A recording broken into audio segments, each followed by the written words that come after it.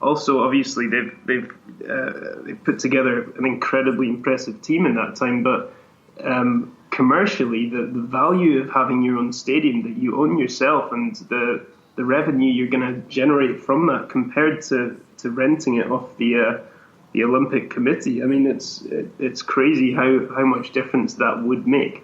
And it's also crazy that it's so rare still in Serie A. So it's something that people really need to get on with.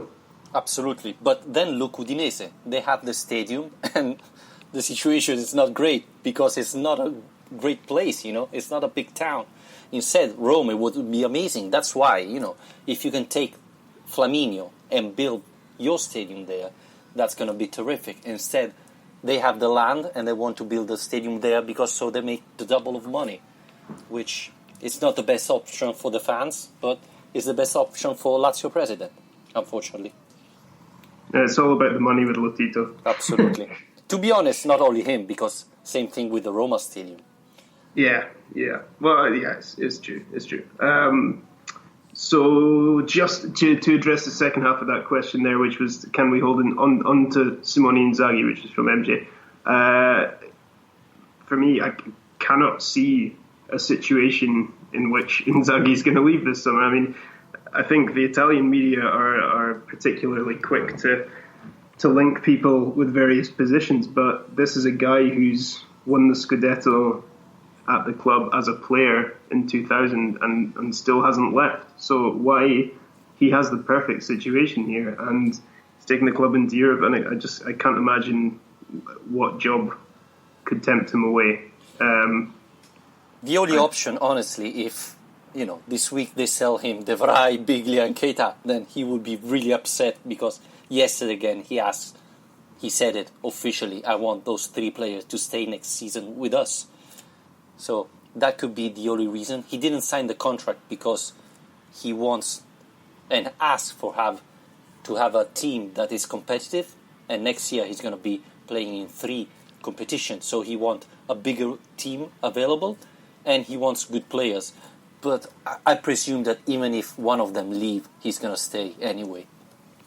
Yeah, but I mean, also this comes down to the fact, right, that if you've got say those 3 players we've spoken about at length tonight, if they do decide, if Lucas Biglia says and Keita, those 2 particularly, say, look, I feel like I've achieved everything I can achieve at the club and I want to leave, surely at that point you have to, however much you don't like it, you kind of have to put your hands up and say, okay, we don't want players at the club who don't want to be here, because that's only going to cause more friction.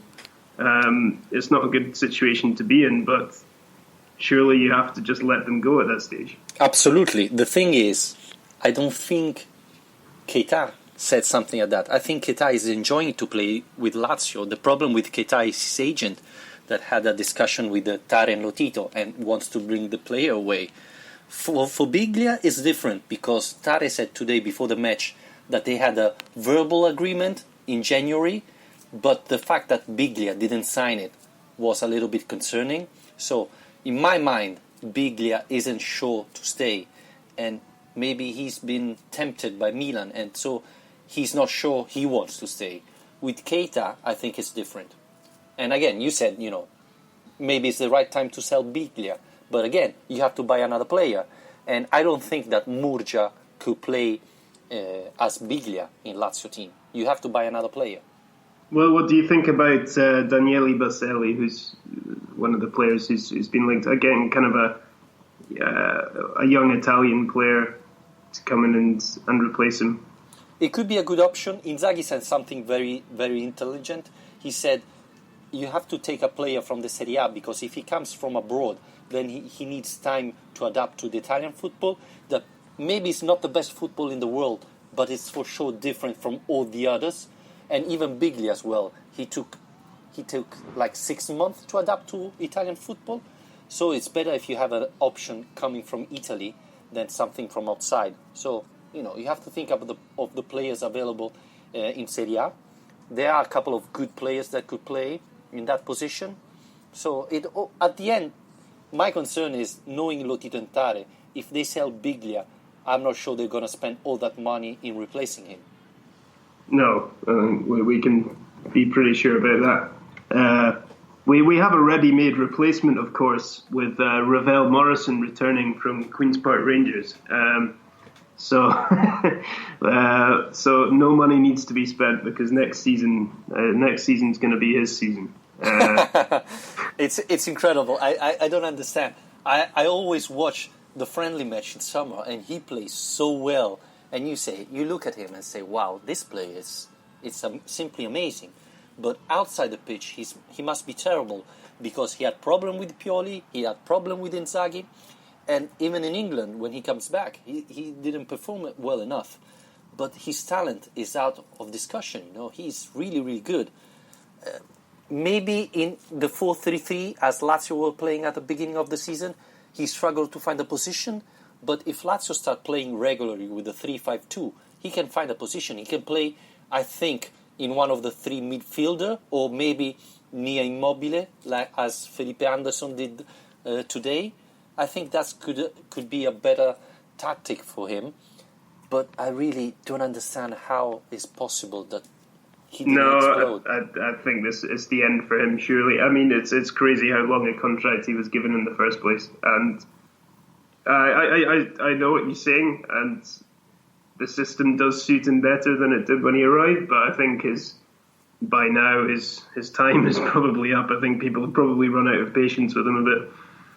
And even Kishna is coming back, I think. And Kishna is another player. He started really well. The first season, Kishna looked really a good signing, but again, then he got lost. He's very good, very talented, but sometimes it gives you the impression he's playing for himself. He's not playing for winning the match. He's playing to show his skills. But football is not, you have to win the match. You don't have to show that you can be a freestyler. And that's Kishna, exactly what Kishna is doing, which is a shame because, again, he's a very good player. Oh well, we've got a few options. I think we're probably going to wrap it up around here, but I think before we do that, let's talk about what we're doing next, which is hopefully going to be a season review. So, Vittorio, do you want to explain the idea behind next shows?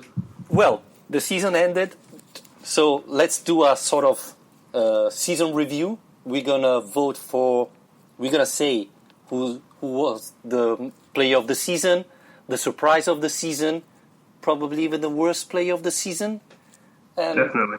Absolutely. I mean, it's going to be fun. And maybe we can elect even the best player for position. So goalkeeper, defender, midfielder, striker, etc. And of course, we want to know your opinion. We want to know who you thought is the best Lazio player, who was the worst, the surprise, etc. And you can do it on Twitter, of course, on Facebook.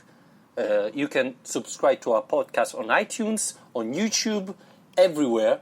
We want to hear what your thoughts. Again, who is your favorite player of the season? Who's your worst? Who's been the surprise? And if you have questions, please write us because we're going to try to reply to all of them in the next podcast. That's going to be next Monday. Yeah, absolutely. And I think both of us agree that what we really want, I mean, obviously this is our first attempt, but what we really want happening here is that this is a forum for Lazio fans, so we want people to get involved as much as possible. And even if you want to come on and talk to us, then get in touch and we can try and arrange that too. Absolutely, absolutely. And please, give us advice, We want to talk more about transfer market.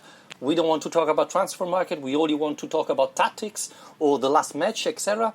Write what you think. And, we do it for fun and to talk more about Lazio with you. So if you want something, please write us and we'll try to do it.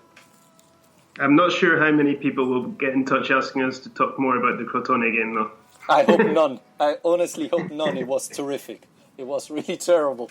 But, for example, we can talk about Primavera. The Final 8 is starting. Lazio will be there. A lot of good players to watch. We saw Rossi, Spizzichino playing today. They will be there. And there are a lot of talented players in playing with Lazio Primavera this year. So, if you want, we can talk about them as well. Just ask us. Twitter, Facebook, YouTube. Subscribe, of course, to our iTunes podcast, and you'll find us pretty much everywhere. So please get in touch. Yeah, I think on Twitter we're at Lazio_Lounge, and Facebook I can't tell you, but you can search for Lazio Lounge. Absolutely, and we are even on YouTube, so you can find this podcast even there.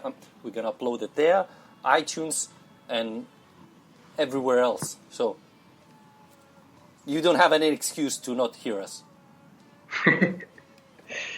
Okay, well, should we wrap it up there for tonight? Of course, it was a pleasure. Unfortunately, the match wasn't great for Lazio, but the season was fine and it was fun. Thank you very much, Alasdair. Thanks very much, Vittorio. Looking forward to the next one. Absolutely. And I said again, write your name, right? That's a great You did, just. It's not the easiest. Thank you very much. Have a good day. Bye-bye.